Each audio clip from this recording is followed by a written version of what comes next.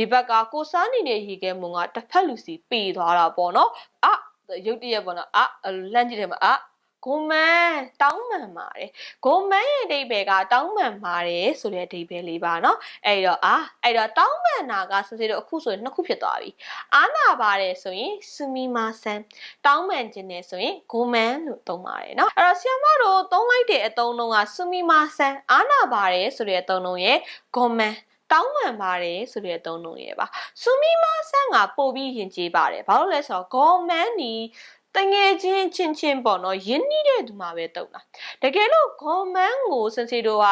ကယဉ်ကျေးခြင်းနဲ့ဆိုအနှုတ်မှာနားဆိုင်မှာထည့်ပေးရပါမယ်အဲ့တော့ယဉ်ကျေးခြင်းနဲ့ဆိုတော့ဂုံမန်းနားဆိုင်လို့သုံးပါတယ်နော်နာ